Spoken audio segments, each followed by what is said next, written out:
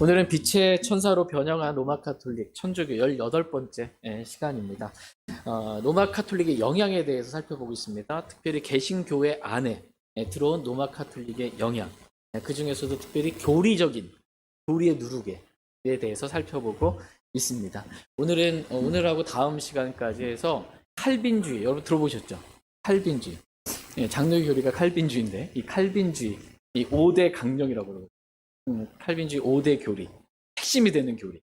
이게 성경과 과연 일치하는지 아니면 다른지, 이 부분에 대해서 좀 살펴보려고 합니다. 칼빈주의, 이 칼빈주의는 누구에게 영향을 받았냐 했을 때 어거스틴의 영향을 받은 것이다 라는 것입니다. 어거스틴은 로마 카톨릭의 주요 교리를 세운 신학자입니다. 어거스틴은 로마 카톨릭의 신학자예요. 중요한 로마 카톨릭 교리들을 세운 이 연옥교리 있죠. 연옥교리도 어거스틴. 마리아 숭배 권장한 이거를 어거스틴. 침례를 통한 구원을 가르친 것도 어거스틴. 유아 세례를 주장한 것도 어거스틴. 이 성경을 은유적으로 해석한 것도 어거스틴. 천년왕국은 없다라고 무천년주의를 가르친 것도 어거스틴입니다. 뿐만 아니라 이 어거스틴은 절대적 예정, 저항할 수 없는 은혜. 하나님께서 은혜를 주시는데 이 은혜를 저항할 수가 없어. 무조건 받아야 되는, 저항할 수 없는 은혜. 그리고 그리스도의 제한 속죄. 예수님의 피가 우리를 위해서 속죄하기 위해서 흘려졌는데 제한적으로 흘려졌다라는 이 제한 속죄. 이 모든 것들이 다 어거스틴의 사상이고, 이 어거스틴 사상이 누구에게 영향을 미쳤냐? 칼빈에게 영향을 미치게 된 것입니다. 찰스 스펄전 아시죠? 설교의 황제. 찰스 스펄전은 칼빈에 대해서 다음과 같이 말합니다. 칼빈은 이 제도를 어거스틴에게서 가져왔다. 칼빈이 주장하는 교리들 있죠. 누구에게서 왔다? 어거스틴에게서 왔다. 로마 카톨릭 신학자 어거스틴에게서 왔다라고 말했고, 와필드도 칼빈이 가르쳤던 교리 체제는 전체 개혁주의자들에게서 공통적으로 볼 수 있는 어거스틴주의에 불과하다. 칼빈주의는 어거스틴주의와 일치한다. 이렇게 지금 말하고 있는 것입니다. 말하자면 좀 신학을 좀 공부하신 분들은 이 칼빈주의는 어거스틴의 영향을, 지대한 영향을 받은 것이다 라고 공통적으로 그렇게 말한다라는 것입니다. 어거스틴에게 영향을 받은 이 칼빈주의는 오늘날 이제 정통신학으로, 그렇게 개신교의 정통신학으로 알려질 만큼 개신교에 지대한 영향을 미친 그러한 신학입니다. 위키 백과사전에 보면, 위키 백과사전에서 칼빈주의, 칼뱅주의 뭐 이렇게 말하는데요. 칼빈주의 또 개혁주의에 대해서 다음과 같이 말합니다. 하나님의 절대적 주권을 강조하는 개신교의 사상 및 신학 사조로서 종교개혁을 통해 체계화되어 당시 개신교 주류의 신학으로 자리 잡은 사상을 가리킨다. 이게 칼빈주의, 개혁주의라는 것입니다. 칼빈주의가 종교개혁 당시 개신교 주류의 신학으로 자리를 잡아가면서 유럽 전역에 개혁교회가 서서히 자리 잡아갔다. 이들 개혁교회를 통해 이 칼빈주의는 꽃을 피우게 되었고, 이렇게 해서 개혁교회 전통을 계승한 교파의 하나로서 칼빈주의를 말할 때에는 개혁주의라는 표현을 쓴다. 칼빈주의를 다른 말로 개혁주의라고 말할 만큼이다라는 거예요. 칼빈주의를 표방하는 개신교 교파들로는 종교개혁 때부터 시작된 개혁교회 외에도 장로교회가 대표적이다. 누가 대표죠? 장로교회. 칼빈주의는 장로교회가 대표적이다. 개혁 침례교회도 있다. 이 칼빈주의는 문화, 경제, 교육, 정치 그리고 복지를 포함한 근대 사회를 형성하는 데 지대한 영향을 끼친 것으로 평가받는다. 칼빈주의는 개신교의 주류 신학이고, 장로교회가 대표적이고, 근대 사회를 형성하는 데 지대한 영향을 끼친 것으로 평가받을 만큼 칼빈주의의 영향은 대단한 거예요. 근데 이 대단한 영향이, 칼빈이 엄청난 영향을 끼쳤는데, 오늘날 개신교회도 그렇고, 누구한테 칼빈은 영향받은 거예요? 어거스틴. 로마 카톨릭 신학을 체제화시킨 이 어거스틴의 영향을 받았다. 종교개혁의 주요 인물에는 다수가 있지만 그 중에도 유독 이 칼빈의 영향은 매우 크다. 이는 그의 저서, 칼빈의 저서 기독교 강요, 들어봤죠. 기독교 강요.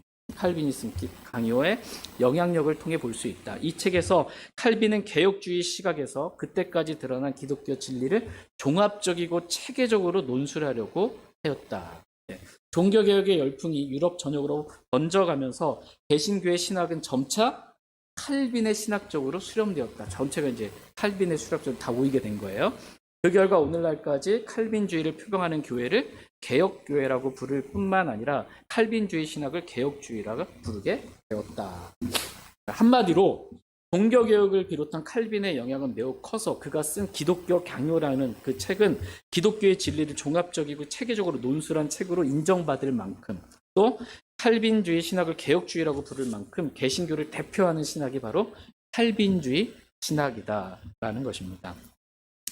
개혁주의를 잘 나타내는 이 문서, 개혁주의 신앙을 잘 나타내는 문서가 있는데 그것은 이 하이델베르크 요리문답, 독일, 그다음에 네덜란드 신앙고백, 도르트 신조, 네덜란드, 그다음에 이외에도 제2 스위스 신앙고백, 프랑스 신앙고백, 제네바 요리문답, 스코틀랜드 신앙고백이 있고요. 장로교회 신앙고백으로 주로 채택된 웨스트민스터 신앙고백이 있죠. 들어보셨죠? 네. 이게 이제 웨스트민스터 신앙 고백이 칼빈주의의 이 신앙 고백, 교리를 잘 드러내는 거예요. 그 다음에 대요리 문답, 소요리 문답 있죠. 예, 그것도 이제 개혁주의를 칼빈주의를 잘 드러내는 그러한 것입니다. 근데 문제는 이 칼빈주의 신학, 이게 성경과 일치하는 신학이냐는 거예요. 성경과 일치하냐, 일치하지 않냐. 워낙 칼빈이 유명하잖아요. 워낙 칼빈이 유명하기 때문에 또 우리나라에서 정통이라고 알려진 장로교회에서 이 신앙을 고백하고 있기 때문에 일반 성도들은 칼빈주의가 마치 성경과 완전히 일치하는 올바른 교리인 줄로 알고 있습니다. 아무런 의심 없이 칼빈주의, 개혁주의 이거를 받아들이는 것입니다. 그러나 이 칼빈주의 교리는 누구의 영향을 받았다? 어거스틴의 영향을 받은 교리로 성경과는 다른 잘못된 교리가 참 많이 있습니다. 네, 잘못됐다. 칼빈주의 교리의 성립 배경을 잠깐 살펴보도록 하겠습니다. 칼빈주의 교리는 당시에 이스라엘이 완전히 멸망하고 다시는 회복할 기미가 전혀 보이지 않을 때 오늘날은 교회가 이스라엘이다. 이스라엘을 교회가 대체했다라는 대체 신앙을 바탕으로 이 칼빈주의가 세워지게 되었습니다. 그래서 교회가 다스리는 왕국이 바로 천년왕국이다 라는 어거스틴의 사상을 그대로 이어받아서 교회가 다스리는 왕국을 세우려고 한 거예요. 칼빈 이 땅에. 누가 다스리는? 교회가 다스리는 왕국. 이게 천년왕국이다. 이렇게 생각하고 국가교회를 제네바에 세우려고 한 겁니다. 그러니까 교회 국가. 이때 칼빈의 교리를 믿지 않고 칼빈의 교리에 대해서 반대한 58명의 사람은 처형됐어요. 무참히 처형되었고 국가교회를 대적 반역한 거기 때문에 76명의 사람은 제네바에서 이렇게 쫓겨나게 되었습니다. 심지어 이 교회 국가를 이제 형성한 겁니다. 칼빈이 제네바에서. 그랬을 때 공중 예배 공적인 예배, 이 교회 예배에 참석하라고 다 참석해야 되는 거예요. 그 사는 시민들은. 그리고 그 예배에 참석하는지 안 하는지를 감시하는 사람들이 있었어요. 감시자들이. 그런데 이 제네바에서 설교를 듣는데 어떤 사람이 웃었어. 설교를 듣는데. 그 세 사람을 어떻게 해요? 3일 동안 징역을 살게도 했어요. 네. 세루베투스라는 사람은 칼빈의 예정론과 유아 세례를 믿지 않는다는 이유로 처형됐습니다. 칼빈은 이제 교회 국가를 세우고 싶었던 거거든요. 이게 천년왕국이다 생각하고. 했더니 그 사회가 어땠을까요? 칼빈 제네바에 있었던 시민들은 어땠을까요? 예배 무조건 참석해야 되고 예배 시간에 졸면 막 감옥에 갇히고, 그죠? 막 비웃으면 그렇게 되고 살만한 곳이 못 되는 거지. 교회가 이스라엘을 대체했다라는 잘못된 이 신학을 바탕으로 교회 국가를 세우려 했기 때문에 잘못된 실행들이 있게 된 것입니다. 이제 칼빈의 교리, 칼빈의 5대 강령 교리에 대해서 잠깐 살펴보도록 하겠습니다. 칼빈주의 교리는 크게 5가지로 이렇게 요약이 됩니다. 1619년 도르트 종교회에 의해서 제정된 도르트 신경에 나타난 칼빈의 5대 교리는 다음과 같습니다. 칼빈의 5대 교리, 첫 번째 글자들만 영어로 따가지고 튜울립이라고 그러거든요. 튜울립이라고 이렇게 말하는데, 첫 번째가 전적 타락이에요. 사람은 전적으로 타락했다. 두 번째 칼빈의 교리, 무조건적 선택 교리예요. 무조건적 선택 교리. 세 번째, 제한된 속죄. 어거스틴도 그렇게, 예수님의 피가 모든 사람을 위해서 흘려진 것이 아니고 선택받은 사람들만을 위해서 흘려졌다가 제한적 속죄예요. 네 번째, 저항할 수 없는 은혜. 다섯 번째, 성도의 전유. 그거는 잃어버리지 않는다. 왜? 무조건적으로 선택받았기 때문에 잃어버릴 수가 없는 거예요. 왜 저항할 수 없냐? 하나님의 은혜를 무조건적으로 선택받았으니까 내가 저항할 수 없다. 다 연결되어 있는 거예요. 5가지가 다 그냥 연결되어 있습니다. 칼빈주의자인 콥스는 이 칼빈의 튜울립, 이 5가지 교리를 가리켜서 진리의 아름다운 정원에 핀 꽃 중에 하나다라고 말한 만큼 이 칼빈주의의 5대 교리를 진리의 꽃으로 여깁니다. 그러나 칼빈주의의 5대 교리는 성경과 일치할까 일치하지 않을까요? 네. 무조건 아니라고 그래도 안 되고 무조건 기라고 그래도 안 돼요. 이유가 있고 근거가 있어야 됩니다. 네. 오늘은 이제 아닌데 왜 아닌지, 그래서 다음 시간까지 살펴보려고 합니다. 무턱대고 칼빈 위대하신 분 이렇게 쫓아가지 말고 성경은 뭐라고 말씀하시는 거예요? 칼빈이 한 말과 성경과 다르면 누가 옳은 거예요? 성경이죠. 무조건 성경이 옳은 겁니다. 그럼 이렇게 다 많은 사람들이 다 개혁주의 신학으로 칼빈 쪽으로 다 가는데 다 잘못됐단 말입니까? 또 이렇게 질문하지 마시고 다 잘못된 거예요. 성경과 다르면 무조건 잘못된 겁니다. 다수결, 진리는 다수결로 결정 안 됩니다. 무조건 성경이 옳습니다. 예수님께서 여러분 요한계시록 읽어보셨죠? 요한계시록을 읽어보면은 소아시아 7교회들 나오죠. 소아시아 7교회들에서 그 7교회들이 잘한 건 잘했다고 칭찬해 주세요. 잘못한 건 잘못했다라고 책망하세요. 하나님은 그런 분이세요. 잘한 건 잘했다, 잘못한 건 잘못했다 그러지, 잘한 게 좀 크니까 잘못한 것 가지고 이것도 괜찮다, 잘했다 이렇게 안 하신다라는 거예요. 칼빈이 종교개혁을 일으킨 거 잘한 거예요.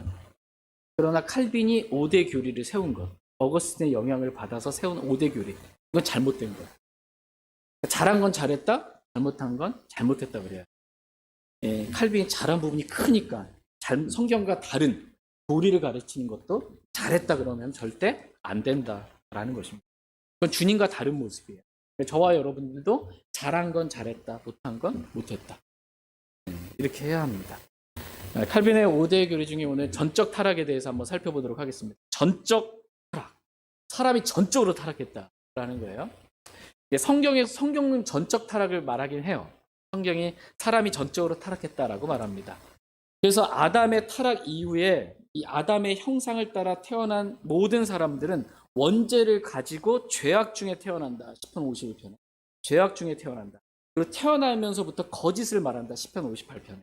사람의 마음의 계획이 어려서부터 악하다라고 창세기 8장에서 말씀해주고 계십니다. 모든 사람이 죄를 지어 하나님의 영광에 이를 수 없고, 로마서 3장에서 선을 행하고 죄를 짓지 아니한 의인은 한 명도 없고, 전도서 7장에서 사람은 다 부정한 물건 같고 사람의 모든 일은 더러운 누더기 같다. 이사야서 64장에서 말씀해주고 계십니다. 또한 사람의 마음은 모든 것보다 거짓되고 극도로 사악하다. 사람의 마음은 어떻게 해요? 모든 것보다 거짓되고 극도로 사악하다. 예레미야서 17장에서 말씀해주고, 사람은 태어날 때부터 마귀의 자녀로 태어난다라고 요한복음 8장, 요한일서 3장에서 말씀해주고 계십니다. 한마디로 성경은 뭐예요? 사람이 전적으로 타락했다. 이렇게 말씀해주는 거예요. 그런데 전적으로 타락했다라는 용어만 같을 뿐, 칼빈이 말하는 전적 타락과 성경이 말하는 전적 타락은 완전히 다른 거예요. 그래서 속는 거예요. 용어가 같으니까 속는 거예요. 칼빈이 말하는 전적 타락은 사람이 전적으로 타락해서 자신의 죄를 회개할 수 없을 만큼 타락했다라는 거예요. 이해되시죠? 사람이 전적으로 타락해서 예수 그리스도를 믿을 수도 없을 만큼 타락했다라는 거예요. 이게 칼빈이 말하는 전적 타락입니다. 이해되십니까? 칼빈이 말하는 전적 타락은 회개할 수 없을 만큼 사람이 타락했다. 예수 그리스도를 믿을 수도 없을 만큼 타락했다라는 게 칼빈이 말하는 전적 타락입니다. 그러나 성경에서 말씀하신 타락은, 이 전적 타락은 사람이 타락했지만 어떻게 해요? 자신의 죄를 회개할 수 있고 예수 그리스도를 얼마든지 믿을 수 있다라는 거예요. 타락했지만 회개도 할 수 있고 예수님 믿을 수도 있다. 여기까지지 이것마저도 못할 만큼 타락한 것은 아니다.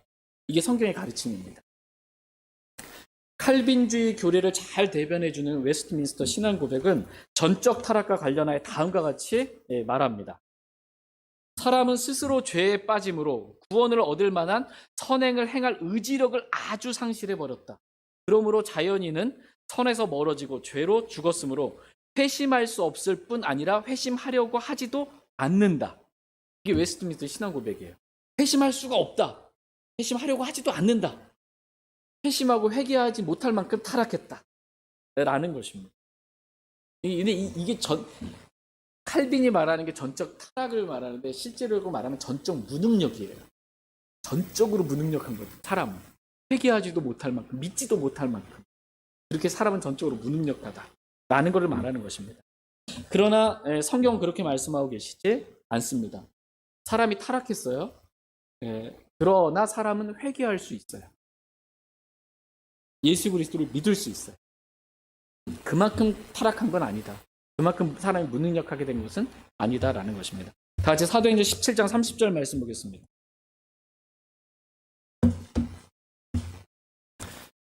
사도행전 17장 30절 말씀.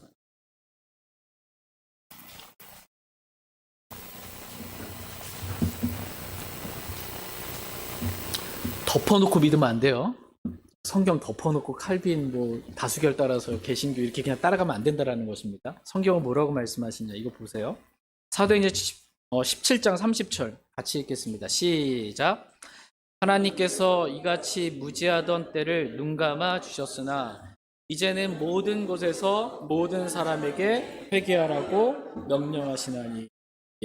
하나님께서 명령하셨어요. 모든 곳에서 모든 사람에게 뭐 하라고요? 회개하라고 명령하셨습니다. 하나님은 모든 곳에서 모든 사람에게 회개하라고 명령을 하신 거예요. 사람이 칼빈이 말하는 것처럼 전적 무능력, 전적 타락이 돼가지고 회개할 수도 없을 만큼 타락됐다면 성경에서 말씀하신 이게 하나님의 명령이 되겠어요? 안 되겠어요? 안 되잖아요. 회개할 수 없을 만큼 타락한 것이 아니기 때문에 하나님께서 모든 것에서 모든 사람에게 회개하라고 명령하시는 거예요. 칼빈이 말하는 전적 타락과는 좀 다르다. 성경이 말하는 것이 다르다라는 것을 보시길 바랍니다. 칼빈주의는 하나님께서 무조건적으로 선택하신 사람만이 회개할 수 있다라고 이렇게 가르칩니다. 이해되세요? 졸립죠? 이게 잠깐만 좀 펴주시고 정신을 좀 바짝 좀 차리시고 다들 지금 깨어 있으라 그런데 저만 혼자 깨어 있는 것 같고 다 졸려. 이 교리가 되게 중요해요. 아까 기도하실 때 말씀하셨지만 성경을 주신 첫 번째 목적이 교리예요. 교리로 분별하는 겁니다. 칼빈주의, 개혁주의, 장로교 뭐가 잘못됐냐? 교리로 분별하는 겁니다. 교리로. 근데 지금 이제 칼빈은 사람이 전적으로 타락했다. 얼마만큼 타락했다? 회개하지 못할 만큼 타락했다. 예수님을 믿지 못할 만큼 타락했다. 근데 이 말이 성경과 일치하냐? 아니다라는 거야. 하나님은 모든 곳에서 모든 사람이 회개하라고 명령한다. 회개할 수 있다라는 거예요. 이것입니다. 그런데 또 이게 어떻게 해요? 회개를 해야 구원을 받잖아요. 그러니까 칼빈주의는 회개할 수 있는 사람은 하나님께서 선택하신 사람만 회개할 수 있다. 무조건적으로 선택한 사람만 회개할 수 있다. 같이 맞물려 있는 것입니다. 이 칼빈주의는 아주 아주 좋아 보이는 보석이 있는데 하나의 링으로 서로 이 5가지 보석이 깨져 있어요. 그런데 여기서 하나가 이 링이 딱 연결고리가 딱 끊어지면 어떻게 될까요? 다 우두두 떨어지겠죠. 그것처럼 칼빈주의 5대 강령은 사람들이 보기에 진주처럼 값지고 귀하게 보입니다. 보석처럼. 그런데 이거 하나 성경적으로 딱 하나 뭐 하나 끊어지잖아요. 5가지 교리가 다 무너집니다. 하나로 연결되어 있는 거예요. 그래서 이 칼빈주의는 사람이 전적으로 타락해서 자신의 죄를 회개하고 주 예수 그리스도를 믿을 수 없을 만큼 타락했다고 가르칩니다. 그러므로 무조건적으로 선택받은 사람만이 자신의 죄를 회개하고 저항할 수 없는 하나님의 은혜를 통해서 예수 그리스도를 믿을 수 있다고 가르칩니다. 여기서 말한 전적 타락, 무조건적인 선택, 저항할 수 없는 은혜, 이 모두가 다 칼빈주의가 가르치는 5대 이 강령 교리입니다. 칼빈주의는 전적 타락이라는 교리를 통해서 사람은 전적으로 타락해서 예수 그리스도를 믿을 수 없다, 이렇게 가르치고 있습니다. 그러나 성경은 뭐라고 말씀하시는지 보겠습니다. 사도행전 16장 30절 31절. 사도행전 16장 30절 31절 말씀. 30절. 그들을 데리고 나와 이르되 선생들이여 내가 무엇을 해야 구원을 받으리까 하므로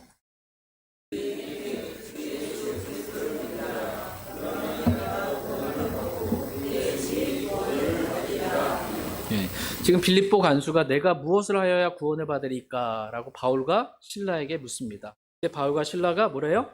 주 예수 그리스도를 믿으라. 그럼 내가 구원을 받고 내 집이 받으리라. 이렇게 말씀하고 계십니다. 한마디로 사람이 전적으로 타락했지만 주 예수 그리스도를 믿지 못할 만큼 그렇게 타락한 것은 아니다 라고 성경은 말씀해주고 계십니다.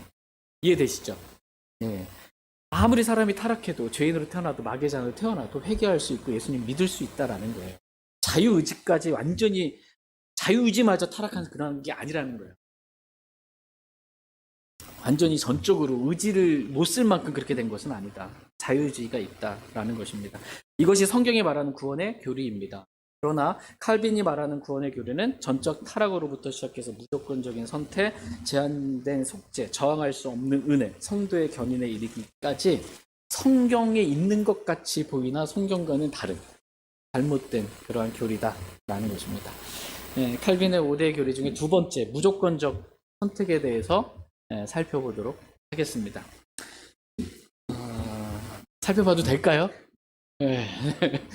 안 될 것 같아요. 여기까지만 보죠. 보겠습니다. 또 왜?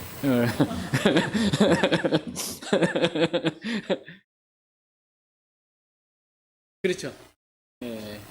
무조건적인 선택이 예정이에요. 예정은 미리 미리 정하심, 미리 정했다. 예정. 이에요.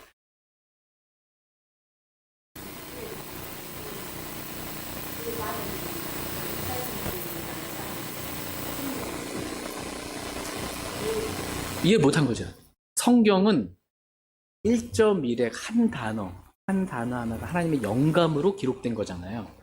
근데 이 단어를 무시하게 되면 그냥 주의해서 살피지 않게 되고 선택, 예정 이것만 보면 무조건적인 선택이라는 거 잘못된 교리를 성립하게 되는데 누구의 영향? 어거스틴의 영향을 받아서 칼빈이라는 사람, 종교교리, 그러니까 그 대단한 사람을 쫓아서 잘못된 길로 많은 사람들이 가게 됐다.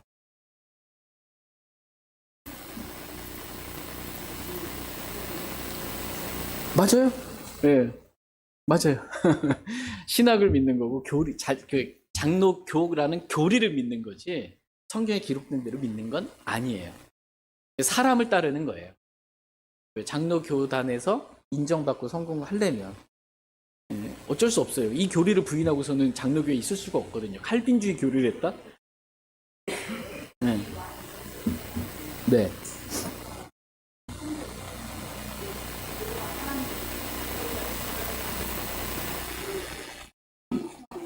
뭐 엄청나게 혼돈되겠죠? 근데 이제 주님 만나면 더 이제 내가 그동안 진리라고 생각하고 평생 그렇게 옳은 길이라고 왔었는데 주님 앞에 섰을 때 보니까 하나님 진리대로 심판하잖아요. 근데 나는 말씀을 주의 깊게 안 봤거든. 가르쳐 준 대로 믿었거든요. 우리 목사님이 가르쳐 준 대로, 주위에 같이 함께하는 성도들이 얘기해 준 대로, 사람을 따라서 같이 다수결을 따라서 움직였단 말이에요. 근데 주님 앞에 딱 섰더니 성경 기록대로 주님이 심판하시잖아요. 진리의 말씀대로. 그때 이제 얼마나 내가 잘못 믿었는가. 이거를 이제 더 분명하게 알게 되겠죠. 근데 지금은 기회가 있어요. 이렇게 계속 성경은 이렇게 기록되어 있다. 칼빈은 이렇게 말하지만, 사람은 이렇게 말하지만 성경이 이렇게 기록되어 있다. 기록된 대로 믿으십시오.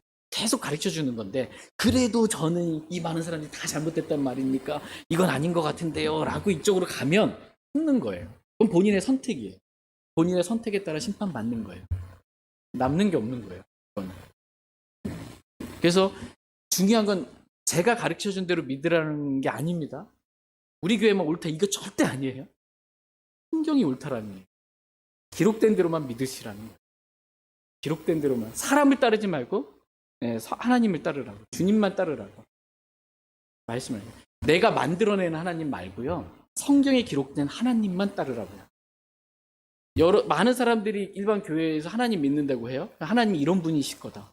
사랑이 많으시고 은혜가 많으시고 이런 분이실 거다라고 자기가 만들어낸 하나님. 하나님의 선하심과 엄하심을 둘 다 봐야 되는데 선하심만 보고 괜찮다고. 뭐 동성연애도 주님은 동성연애자도 받아주시는 분. 이게 사랑이에요. 아니라고요. 소돔과 고모라 멸망시킨 진멸하시는 분이시라고요. 성경 자기가 만들어낸 하나님 말고 성경에 기록된 하나님 믿으셔야 돼요. 진리의 하나님을 진리의 말씀대로 섬겨야 돼요.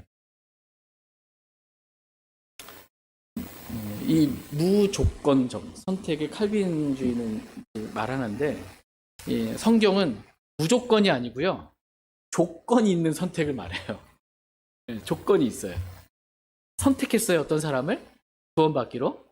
그럼 이제 무조건적으로 그 사람이 창세 이전에 선택한 게 아니고요. 그리스도 안에서 선택하셨어요. 조건이 있어요. 그리스도 아니냐, 그리스도 밖이냐. 그리스도 안에 하나님께서 예정하셨어요. 구원받을 사람과 구원받지 않은 사람을 예정한 게 아니고요. 구원자를 예정하셨어요. 창세 이전에. 우리의 구원자를 예정하셨어요. 우리의 구원자가 누구예요? 예수 그리스도를 예정하셨어요. 그래서 예수 그리스도를 믿으라는 거예요. 이렇게 믿은 사람은 구원받기로 예정된 거고, 예수 그리스도를 믿지 않는 사람은 지옥 가기로 예정된 거예요. 조건이 있는 거예요.